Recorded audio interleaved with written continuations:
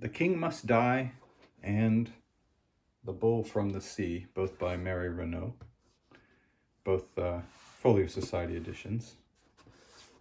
Come with this slipcover, simple design, as does the other one.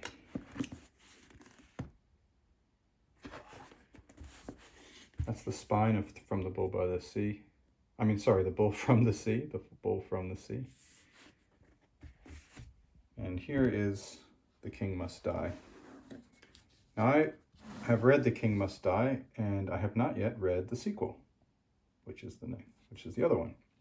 So I'll just talk about this one.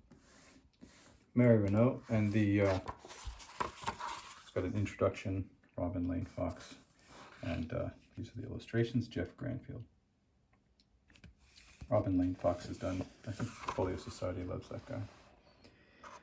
In any case, here are some of the illustrations. This is a story of Theseus from Greek myths. He wrestled a minotaur and did a bunch of other things. This story takes a realistic view. That is, if he wrestled a minotaur in the legends and the myths, but we know that no such thing as a minotaur really exists. So what she's done is found a way that he could still have the legend, but have there not quite be what we would call a minotaur. Okay? I don't want to give too much away.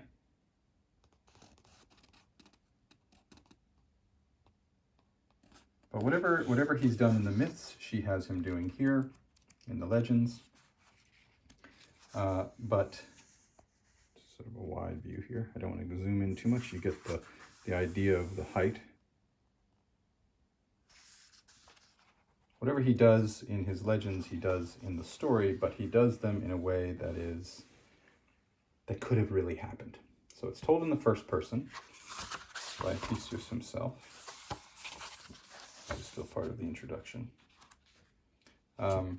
And it's done really, really well, which is why I got the other one as well. I really enjoyed it.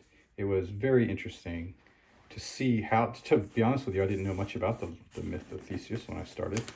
I feel like I know it now.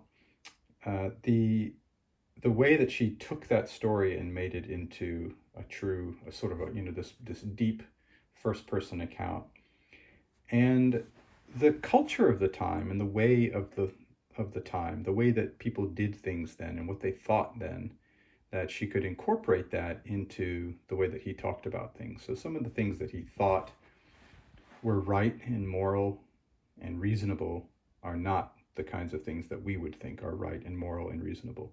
But it's in his voice, and you understand it was in that time, and you accept his way of thinking of things.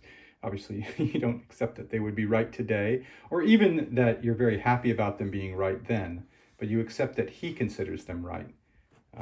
And, well, you can hold two thoughts in your head at one time, that he's wrong, but that you accept that in his world that was right. So this is the Folio Society edition of Mary Renault's The King Must Die, and the same illustrator, the same general idea, but I just won't go through it. I haven't read it, The Bull from the Sea.